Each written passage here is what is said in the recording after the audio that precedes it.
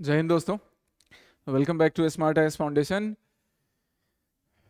From today again I am resuming pre conquer का ये programme जिसमें मैं तुम्हारे साथ art and culture NCERT book से डिस्कस कर रहा हूँ प्रीलिम्स पर्सपेक्टिव से, इसलिए प्री कॉन्कर नाम हमने इसका रखा. प्रीलिम्स पर्सपेक्टिव से ये रही क्लास 11 की एनसीईआरटी बुक और इसका पार्ट 1 हमने कंप्लीट कर लिया था. पार्ट 1 इन द सेंस कि क्लास 11 की एनसीईआरटी बुक जहां पे आर्ट एंड कल्चर है उसमें ना टोटल 8 चैप्टर्स हैं और फर्स्ट के ये 4 चैप्टर 1, 2, 3 एंड 4 ये चारों चैप्टर आपके कंप्लीट हो चुके हैं. ये रहा प्लेलिस्ट और यहाँ पे ये 4 चैप्टर्स. तो आपने पहले से ये प्री कॉन्कर के प्रोग्राम को फॉलो किया है सिंसियरली, तो बहुत अच्छी बात है. आपके ये चारों चैप्टर्स कवर हो चुके हैं क्लास 11 एनसीईआरटी बुक के. नहीं किया है तो एक बार फिर से इन चारों वीडियोस को एक एक करके देख लो. अब हम आज से पार्ट 2 रिज्यूम कर रहे हैं प्री कॉन्कर का. पार्ट 2 जिसमें हम चैप्टर 5 से लास्ट चैप्टर 8 तक करेंगे. सो आज के प्री कॉन्कर सेशन में I will discuss later mural traditions. जो later mural tradition, mural paintings का जो लेटर पार्ट है, उससे रिलेटेड टॉपिक्स को, उससे रिलेटेड पेंटिंग्स को, मुराल पेंटिंग्स को डिस्कस करेंगे. प्रीलिम्स पर्सपेक्टिव से डिस्कस कर रहे हैं, इसलिए स्ट्रेटजी क्या है कि मैं पहले तुमको एक एमसीक्यू दिखाऊंगा और उस एमसीक्यू में क्लास 11 की एनसीईआरटी चैप्टर नंबर 5 से मुराल, लेटर मुराल ट्रेडिशन से जो भी एमसीक्यू बनेंगे. अब उस एमसीक्यू में सपोज लिखा हुआ विजयनगर पेंटिंग्स, उस एमसीक्यू में मेंशन है बादामी केव्स की पेंटिंग का, उस एमसीक्यू में मेंशन है केरला मुराल्स का. तो उससे रिलेटेड कॉन्सेप्ट्स भी हम सीखेंगे. इस तरह से हमें अपने प्रीलिम्स में आर्ट एंड कल्चर को सिक्योर करना है, आर्ट एंड कल्चर वाले सेक्शन के क्वेश्चंस बनाने हैं. ठीक है, चलिए. तो ये पार्ट 1 के 4 वीडियोज हैं, फिनिश इट. पहले से भी तुमने पढ़ रखा है तो एक बार रिवाइज कर लो और यहां से पार्ट 2 स्टार्ट करते हैं. Chapter 5 later mural tradition from class 11 NCERT. NCERT का रेलेवेंस, एनसीईआरटी की इंपॉर्टेंस किसी भी सिंसियर एस्पिरेंट को समझाने की जरूरत नहीं होती है. कितना इंपॉर्टेंट है all of you know, so follow this sincerely. Later mural traditions start करने के लिए एक बार फिर से मुराल पेंटिंग्स का हम क्विक रिकैप मारते हैं कि मुराल पेंटिंग्स क्या होती है. मुराल जो है ये बेसिकली लैटिन वर्ड से लिया हुआ एक इंग्लिश का टर्म है जिसका मतलब होता है painting on the wall. Wall के ऊपर, दीवार के ऊपर पेंटिंग करना. इंसान वैसे पेंटिंग करना तो उसने दीवार से ही शुरू किया था जब वो केव ड्वेलर था, बट फिर भी आगे जाकर अगर हम इंडियन आर्ट एंड कल्चर की बात करें तो Ajanta caves one of the earliest mural paintings में काउंट किए जाते हैं. और इसलिए ना मुराल पेंटिंग्स को बनाने के अलग अलग तरीके भी हम डिस्कस करते हैं क्लास में. जैसे बेसिकली इन 2 टेक्निक से मुराल पेंटिंग्स बनाए जाते हैं. कौन से बेसिकली 2 टेक्निक से? एक होता है फ्रेस्को. फ्रेस्को एक ट्रिक इसको याद रखने के लिए जो हमने क्लास में भी डिस्कस किया कि हम यहां फ्रेश वर्ड को पकड़ लेते हैं. फ्रेश मतलब जब दीवार का प्लास्टर फ्रेश है उसी टाइम में पेंटिंग करना, उसी टाइम में कार्विंग्स बनाना दीवार के ऊपर ताकि फ्रेश प्लास्टर पे बने. इसको बोलेंगे फ्रेस्को सेको या फ्रेस्को मुराल. ठीक है. Paintings using pigments on wet plaster. जब प्लास्टर भींगा हुआ है, गीला है, अब वो प्लास्टर ऑफ पेरिस का हो या गोबर का हो या मिट्टी का हो, उससे हमें फर्क नहीं पड़ता है. और दूसरा फिर मेन टेक्निक कौन सा? टेम्परा. अब टेम्परा में हम पकड़ लेंगे टेम्पररी वर्ड कि दीवार पे पहले से जो प्लास्टर है वो प्लास्टर बना हुआ है. जैसे अभी सामने दीवार तुम्हारे रूम में दिखेगा, तुम्हारे क्लासरूम में दिखेगा, फ्लाईओवर के नीचे का दीवार दिखेगा, गवर्नमेंट बिल्डिंग का दीवार है. दीवार पहले से बना है, आपने उसके ऊपर जाके पेंटिंग बना दी. वो थोड़ा टेम्पररी होगा एज कंपेयर टू फ्रेस्को. ज्यादा सर्वाइविंग नहीं होगा, लेस सर्वाइविंग होगा. इसको हम लोग बोलते हैं टेम्परा मुराल्स. ये 2 बेसिक टेक्निक्स होती है. उसके अकॉर्डिंग हम लोग डिफरेंट एग्जांपल्स या डिफरेंट टाइप्स ले सकते हैं, जैसे फ्रेस्को और tempera murals, mosaics, graffiti and marouflage. Mosaic किसको बोलते हैं? तो एक एग्जांपल मैंने मोजाइक का तुम्हारे लिए यहां बना रखा है, देख लो. मोजाइक किसको कहा जाता है? This is Mosaic. जहां पे अब ये क्यूट सा पांडा है, छोटे छोटे पीसेस. अब ये छोटे छोटे पीसेस स्टोन के हो सकते हैं, ग्लास के हो सकते हैं. उनको एक जगह इकट्ठा किया जाएगा, एक जगह ज्वाइन किया जाएगा और पर्टिकुलर ऐसे पेंटिंग जैसा स्ट्रक्चर बनाया जाता है. ये मोजाइक हो गया. ग्राफिटी. ग्राफिटी जो जनरली हम क्या देखते हैं? वॉल के ऊपर देखते हैं पर्टिकुलर किसी मैसेज को देने के लिए. अब यहां पे कोई मैसेज देना है, कोई भी message, this message can be related to any social cause, this message can be related to culture, this message can be related to a protest as well. तो दीवार के ऊपर इस टाइप से पेंटिंग करना, इसको ग्राफिटी बुलाते हैं। और मैरोफ्लेज का मतलब कि एक्चुअली में दीवार पहले से बनी है और उसके ऊपर जैसे ये दो लोग पेंटिंग को चिपकाने का काम कर रहे हैं, इसको बोलते हैं मैरोफ्लेज। कैमोफ्लेज से मैरोफ्लेज बन गया। तो ये सब मुराल्स के टाइप्स हैं या मुराल्स के एग्जाम्पल हैं। हमें मैरोफ्लेज या ग्राफिटी या मोजाइक पे दिमाग नहीं लगाना है। हमारे क्लास 11 का एनसीईआरटी हमको क्या बोलता है कि भैया तुम्हें पढ़ना है mural tradition, later mural tradition. इसका मतलब मुराल को ना, मुराल पेंटिंग्स को दो पार्ट में डिवाइड कर लिया जाएगा। पहला होगा अर्ली मुराल। अर्ली मुराल मतलब जो हमें अजंता केव्स में मिले। जैसा मैंने बोला कि ह्यूमन तो पेंटिंग बनाना तब भी करता था जब वो मेजोलिथिक पीरियड में केव्स में रहता था। इवन कुछ पेंटिंग तो पैलियोलिथिक के भी सर्वाइविंग कुछ एग्जांपल्स मिले हैं, बट ज्यादा एग्जांपल मेजोलिथिक के। बट फिर भी ये जो मुराल के फीचर्स हैं ये हम अजंता केव से ड्रॉ करते हैं। तो अर्ली मुराल्स में अजंता के पेंटिंग्स आ गए।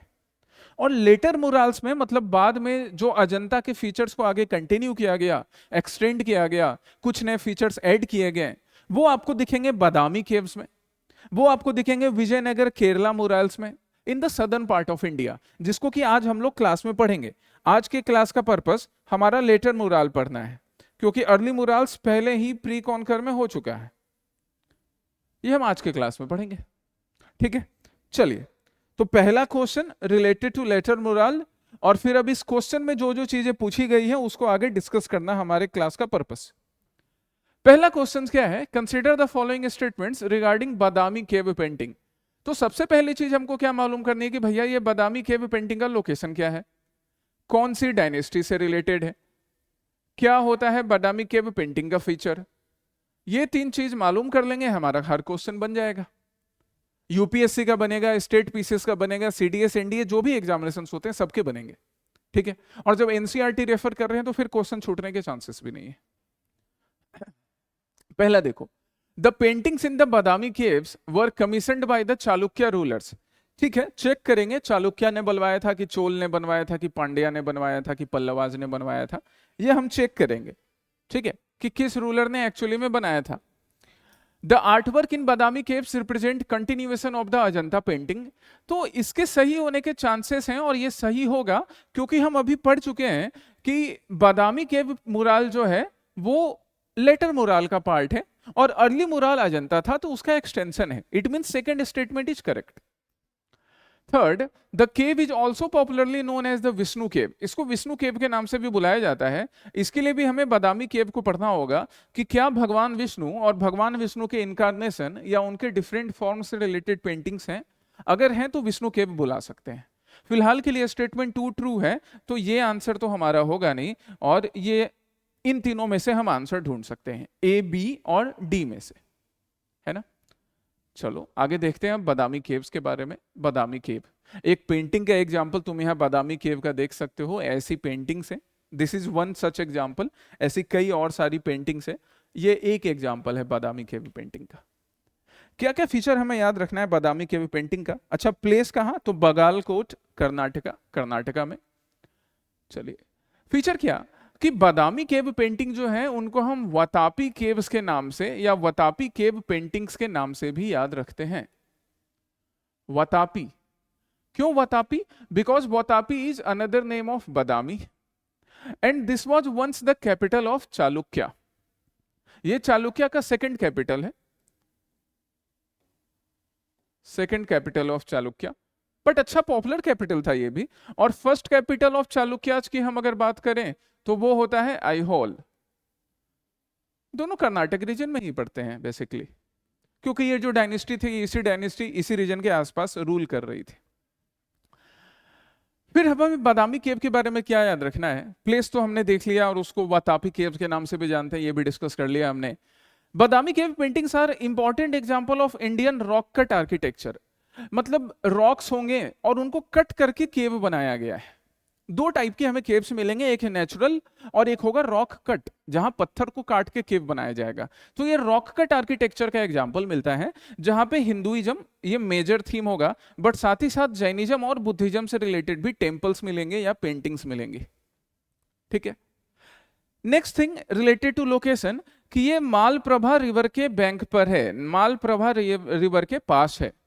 बहुत बार ऐसा पूछा जाता है, तुमको एक ऑप्शन दे देगा और सदर्न पार्ट ऑफ इंडिया से रिलेटेड हम जनरली 2-3 रिवर का नाम याद रखते हैं, गोदावरी और कृष्णा का, नहीं बाकी रिवर्स भी हैं। तो Badami cave paintings are not on the bank of Godavari और कृष्णा। किसके बैंक पर है? मालप्रभा रिवर के बैंक पर है, जो कि कृष्णा की ट्रिब्यूटरी है ना, लेकिन कृष्णा रिवर के किनारे नहीं है। चलिए, इसी तरह से हम्पी जो है विजयनगर एम्पायर का कैपिटल, वो कौन से रिवर के बैंक पर है? बता दो जरा तुम। ओके, आगे बादामी केव से रिलेटेड क्या फीचर्स हमें याद रखने हैं कि ये जो बादामी केव है, ये बादामी केव बनाने वाले चालुक्य रूलर थे। तो मतलब हमारा फर्स्ट स्टेटमेंट तो ट्रू हो चुका है क्वेश्चन का। कौन सा चालुक्य रूलर? मंगलेश नाम का चालुक्य रूलर, जो कि सन है पुलकेशिन वन का, a very popular Chalukya ruler Pulakeshin one. Chalukyas के बारे में हम अलग से पढ़ेंगे इसी तरह से यूट्यूब पे क्लासेस में, क्योंकि सदर्न पार्ट ऑफ इंडिया में कई डायनेस्टीज हैं।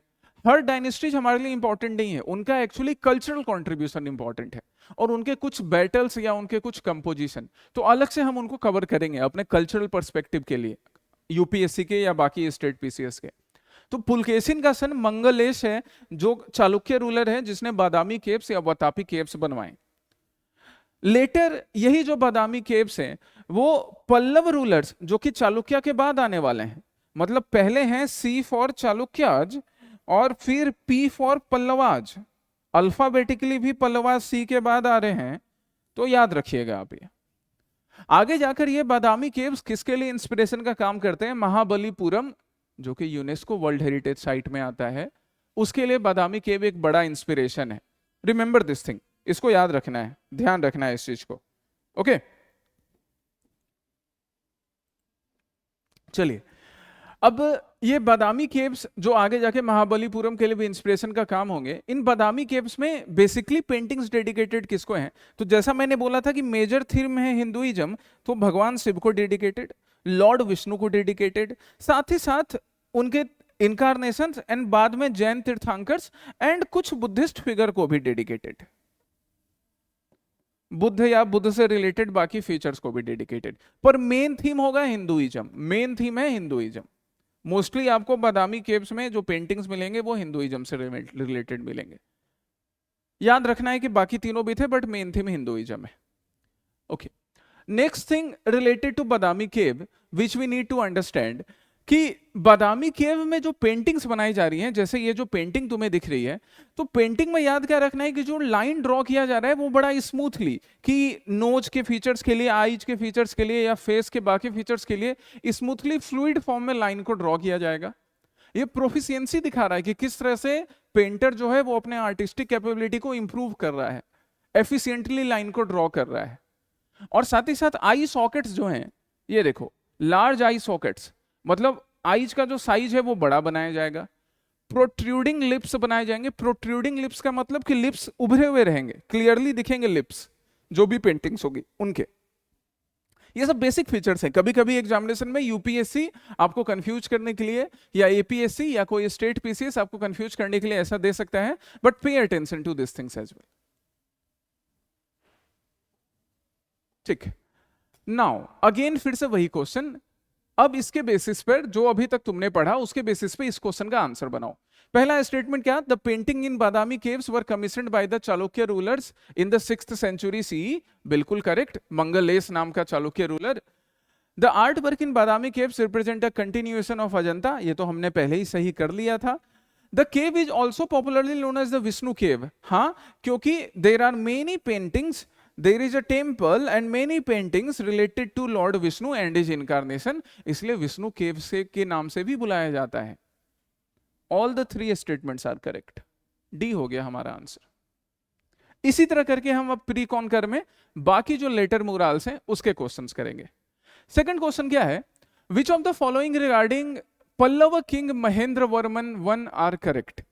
तो क्लास 11 के एनसीईआरटी में नेक्स्ट टॉपिक क्या हो गया इसी चैप्टर में, चैप्टर 5 में महेंद्र वर्मन 1 या महेंद्र वर्मन किंग। चालुक्य के बाद पल्लवाज आए थे, तो देखो पल्लवा किंग है, ठीक है। पहला स्टेटमेंट क्या? He was the first Pallava ruler to introduce rock cut temple architecture in South India.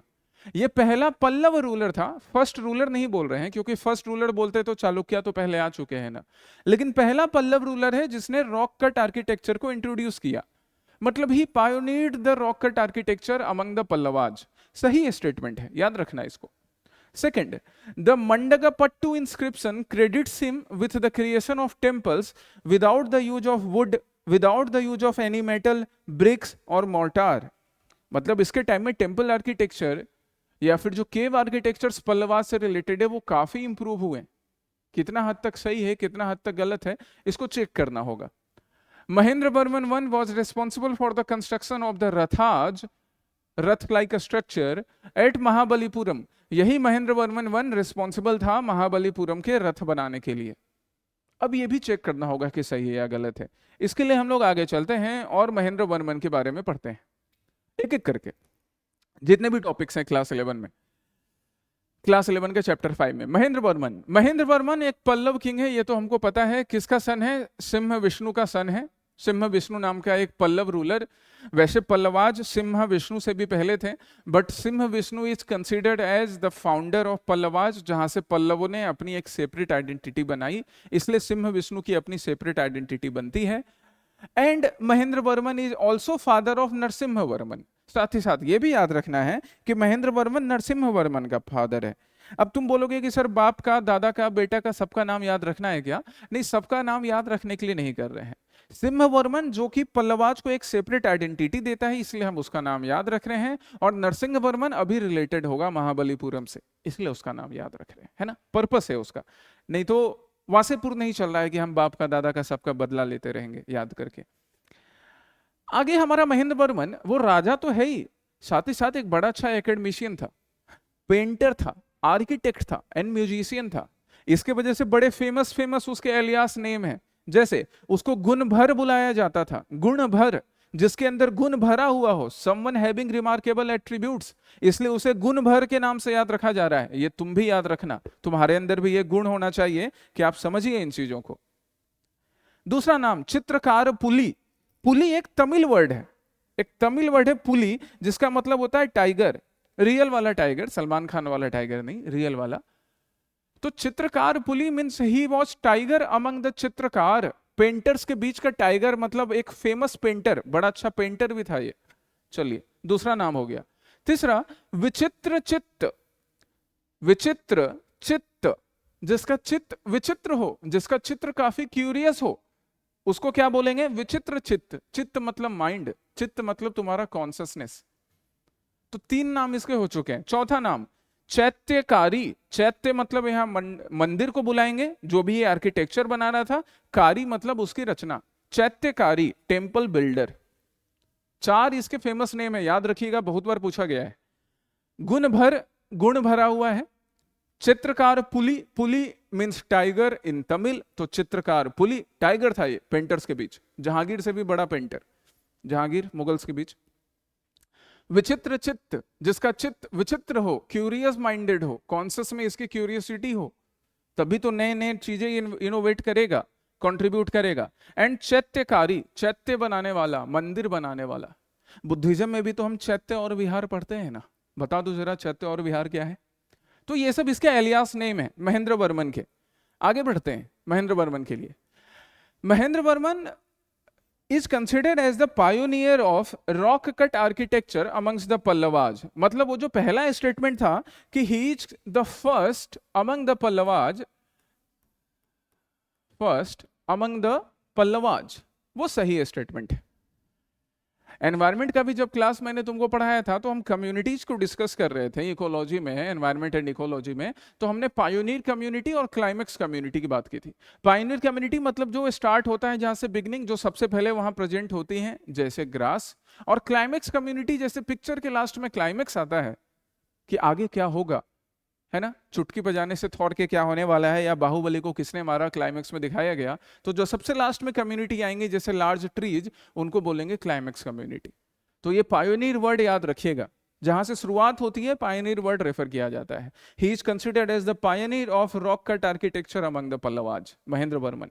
चैत्यकारी नाम था इसका। He constructed Mahabalipuram lighthouse, India का पहला लाइट हाउस, इंडिया का सबसे पुराना लाइट हाउस महाबलीपुरम का इसने ही बनवाया था। दूसरा, कांची यूनिवर्सिटी, एंशियंट इंडिया में कई यूनिवर्सिटीज है और उन फेमस यूनिवर्सिटीज के ऊपर लेक्चर पहले से स्मार्ट आईएएस के यूट्यूब चैनल पर प्रेजेंट है। वैसे ही एक फेमस कांची यूनिवर्सिटी जहां पे बुद्धिज्म जैनिज्म के अलावा वेद, पेंटिंग, म्यूजिक सबके बारे में इंडिया के सदर्न पार्ट में पढ़ाया जा रहा है, उसका भी कंस्ट्रक्शन करने वाला कौन है? महेंद्र वर्मन वन या महेंद्र वर्मन। इसलिए इसको चैत्यकार पुली बुलाया जा रहा है, इसके फेमस आर्किटेक्चर की वजह से।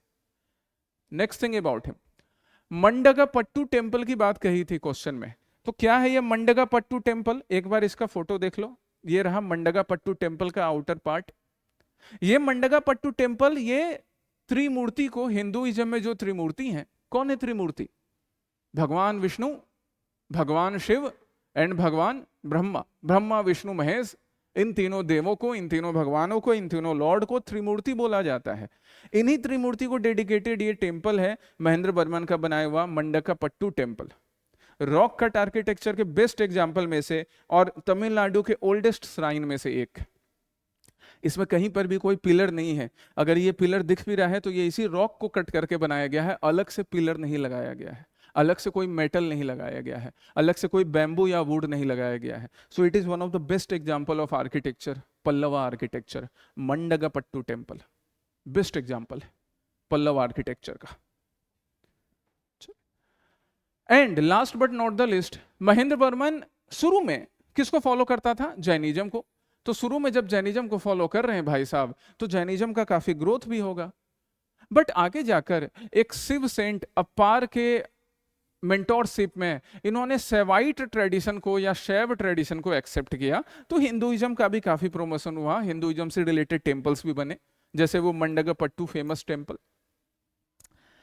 साथ में मैंने क्या बोला था कि इसके सन को भी याद रखना है, बाप के साथ साथ बेटा का नाम भी, नरसिम्हा वर्मन जो कि इसका बेटा है, उसने ये रथाज बनाए थे महाबलीपुरम के। महेंद्र वर्मन नहीं, उसके बेटे ने। अब बाप इतना अच्छा काम कर रहा है तो बेटा भी अच्छा काम करेगा। पापा कहते हैं बेटा बड़ा नाम करेगा, महेंद्र वर्मन का नाम नरसिंह वर्मन करेगा, है ना। चलिए, तो अब हम उस क्वेश्चन पे पहुंचते हैं। मिल गया हमें क्वेश्चन का आंसर, पढ़ो। He was the first Pallava ruler to introduce rock-cut temple architecture. Correct. The Mandagapattu inscription credits him with the creation of temples without the use of wood. Correct. Mahendra Varman was responsible for the construction of Rathaj. नहीं, पापा का बेटा महेंद्र वर्मन का बेटा नरसिम्हा वर्मन करा। तो answer क्या होना चाहिए? 1 और 2 correct statement.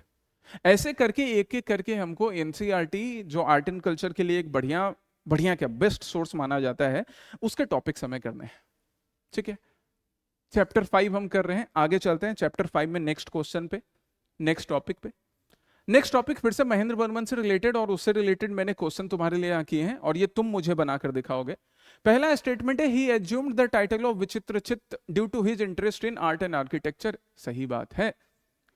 He was the author of the Sanskrit drama Mattavilasa Prahasana. Mattavilasa Prahasana, ये गाइज एक टाइप का सटायर है,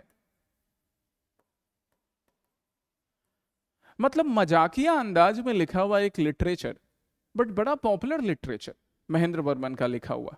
correct statement. His rain witnessed the emergence of Dravidian style architecture distinct from rock cut architecture. तो अपना कॉमन सेंस लगाओ, जिसको पड़ोसी को बेचना नहीं है, अपने कॉमन सेंस को, अपना कॉमन सेंस अपने पास रखना है। पड़ोसी को भाड़े पे देके थोड़ी आना है कि भाई तू ले ले, उससे ईएमआई ले लूंगा मैं। फिर एग्जामिनेशन में क्वेश्चन कैसे बनेगा? अभी हमने देखा कि Mahendra Varman is considered as the pioneer of rock cut architecture, तो फिर ये statement distinct from rock cut architecture कहां से सही हो गया? ये तो गलत हुआ ना। He was initially a follower Jainism but later converted to Saivism। हाँ जी भैया, हमने देखा कि एक सेवाइट सेंट अपार के लीडरशिप में इन्होंने सैविज्म एक्सेप्ट किया था, तो 4th सही है। तो हमारा आंसर क्या होगा? करेक्ट ढूंढना है तो 1, 2 और 4 only.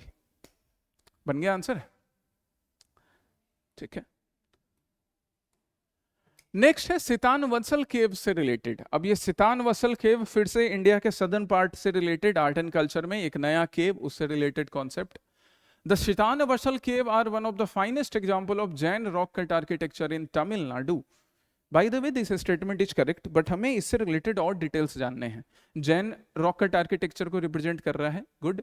The paintings in this cave belong to the fresco Sesko technique similar to the Ajanta painting. अब सिंस अजंता का एक्सटेंशन है तो करेक्ट होगा ये भी। The caves were patronized by the Pallava king and later renovated under the Pandya dynasty. तो पल्लव के बाद पांड्या आ गए, ये भी सही है। The ceilings paintings in the cave are well preserved, showcasing vivid colors and intricate detailing. कि इनके सीलिंग पे जो पेंटिंग की गई है, जनरली मुराल का मतलब होता है पेंटिंग ऑन द वॉल, पर जरूरी नहीं कि आपके बगल के दीवार पर ही पेंटिंग की जाए, छत पर भी मुराल पेंटिंग की जाती थी। और ये हमने प्री कॉन्कर के पहले वीडियोज में देखा है कि सीलिंग पर पेंटिंग की जा रही है, ताकि दूर से ही वो पेंटिंग दिख जाए कि अच्छा भाई उस केव में, उस आर्किटेक्चर में वहां ऊपर पेंटिंग की गई है, क्योंकि दीवार नहीं दिखेंगे अंदर के, बट छत तो दिख सकता है, या बाकी आर्टिस्टिक एक्सप्रेशन को शोकेस करने के लिए। सो दीवार के साथ साथ सीलिंग पे भी मुराल पेंटिंग की जाती थी। The ceiling paintings in the cave are well preserved. अब well preserved है कि नहीं ये बात है। एक्चुअली में जो पेंटिंग्स हैं वेल प्रिजर्व्ड इसलिए नहीं रह पाती हैं क्योंकि एक तो इंडिया में इन्वेजन हुआ, उसके बाद से इंडिया में लोगों की आदत ये हो गई। अशोक ने हमको सिखाया था कि हम पत्थर के ऊपर लिखकर अपनी बात रख सकते हैं, अशोक के इंस्क्रिप्शंस। अब लोग कहीं घूमने जाते हैं, वहां पे पत्थर पे मेढक वाला दिल बना के अपना नाम लिख देते हैं। बताओ तो वेल प्रिजर्व्ड कैसे रहेगा? तो वेल प्रिजर्व्ड है नहीं। बाकी 1, 2 एंड 3 आर करेक्ट, आंसर हमें मिल सकता है, मिल गया है। बट हम सितान वसल केव से रिलेटेड डिटेल्स देखते हैं, ये हमारा पर्पस है। सितान वसल केव, ये देखिए सितान वसल केव। सितान वसल केव, सितान वसल केव तमिलनाडु में। सितान वसल का मतलब क्या होता है? द अबोर्ड ऑफ, हाँ चले गया, नाराज हो गए क्या? सितान वसल केव का मतलब क्या होता है? The abode of great saints. ये सब मीनिंग्स याद रखना है, यूपीएससी इन सब पे काफी फोकस करता है, यूपीएससी हो या स्टेट पीसीएस हो कोई भी। सितान वसल का मतलब क्या हुआ? ग्रेट सेंट्स का, महान संतों का अबोर्ड, उनके रहने की जगह सितान वसल। साथ ही साथ इसको तमिल लैंग्वेज में अरिवर कोयल के नाम से भी जाना जाता है। अरिवल कोयल मतलब जो जैनिज्म में अरहत होते थे, जिन्होंने अपने सेंसेस पे विजय पाली है, अपने इंद्रियों पे विजय पाली है, जिनको अरहत बुलाया जा रहा है, उन अरहत के रहने की जगह, उन अरहत के प्रीच करने की जगह, उसको क्या बुलाएंगे? अरिवर कोयल, टेम्पल ऑफ अरहत्स, जहां पे वो रह रहे हैं, जहां पे वो प्रीच करते थे, जहां पर उनकी डेथ के बाद उनको डेडिकेटेड टेम्पल बना दिया गया, अरिवर कोयल। याद रखना ये सारे वर्ड। सितान वसल केव को अरिवर कोयल भी बुलाया जाता है। तो जब जैनिज्म का अरहत है, इसका मतलब मेन थीम यहां पर क्या होगा? जैनिज्म, जो कि आपको पेंटिंग में भी दिख रहा है। और ये पेंटिंग देखकर क्या लग रहा है? वेल प्रिजर्व्ड है क्या? ऊपर के हालात देखो कैसे बर्बाद हो चुके हैं, इधर भी तो वेल प्रिजर्व्ड नहीं है, ये एक अनफॉर्चुनेट बात है। द हिंदू ने इसके ऊपर एक बड़ा इंपॉर्टेंट आर्टिकल लिखा था, और द हिंदू जब कल्चर के ऊपर आर्टिकल लिख रहा है तो बड़ा इंपॉर्टेंट है ना। चलिए नेक्स्ट, सितान वसल केव को बनाने वाला कौन है? तो पल्लव किंग महेंद्र वर्मन। ये सितान वसल केव को बना रहा है जब वो जैनिज्म का पार्ट था, जो कि अभी हमने पढ़ा है, बाद में वो सैबिज्म एक्सेप्ट कर लेता है। These paintings are considered one of the best frescoes of medieval painting after Ajanta and बाघ। ठीक है, हालांकि वेल प्रिजर्व्ड फॉर्म में नहीं है, फिर भी इसको वन ऑफ द बेस्ट माना जाता है। अजंता और बाघ पेंटिंग, बाघ पेंटिंग कहां पर बताओ? वीडियो 1 मिनट के लिए पॉज करो और अपना आंसर बताओ। Madhya Pradesh.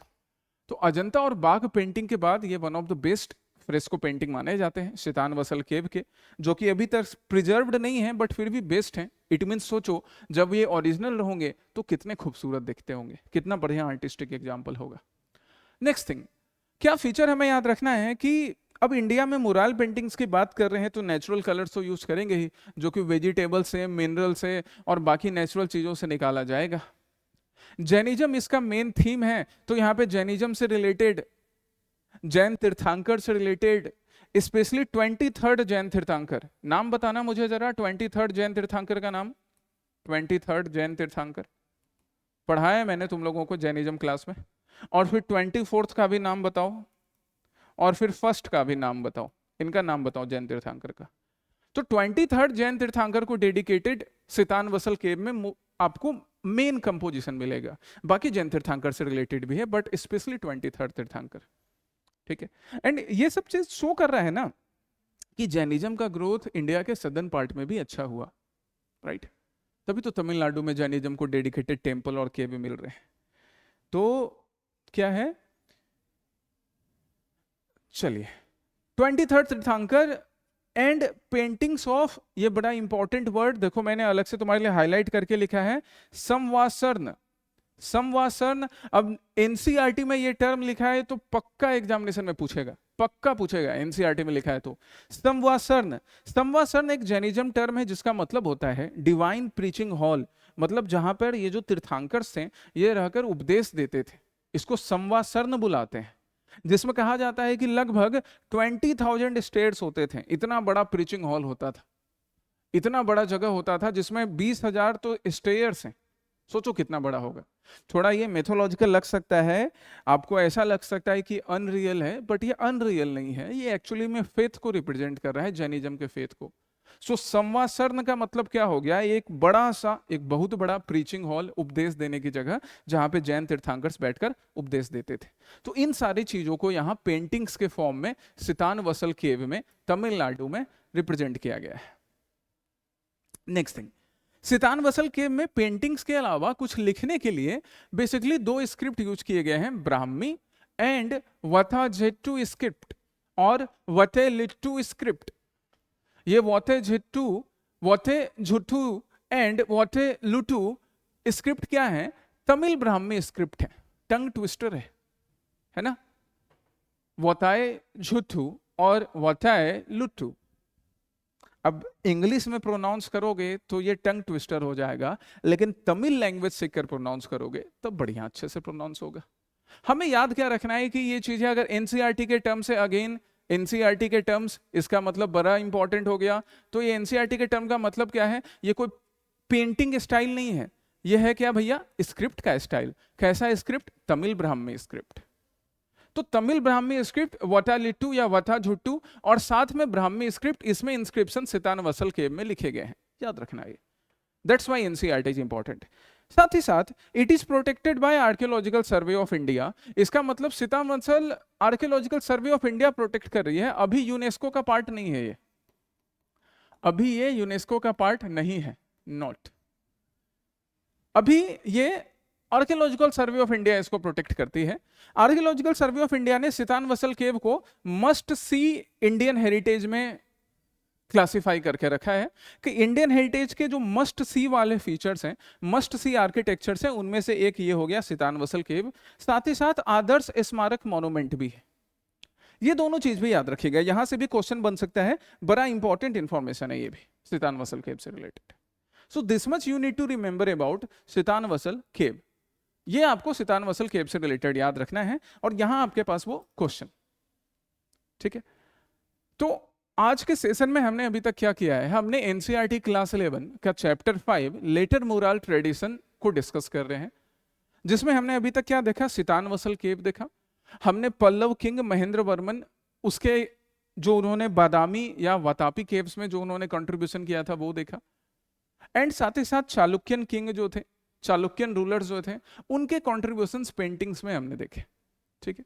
That was the purpose of today's session. इसके सेकेंड पार्ट में हम लोग चैप्टर 5 क्लास 11 का उसका सेकेंड पार्ट डिस्कस करेंगे, फिनिश इट टिल हेयर, और पहले के जो 4 वीडियोज हैं उसको भी रिवाइज कर लो, या जिसने पहले नहीं देखा उन 4 वीडियोज को भी देख लो, ताकि आगे से इस सीरीज को तुम कंटिन्यू कर सको। Okay, all the best, take care, जय हिंद।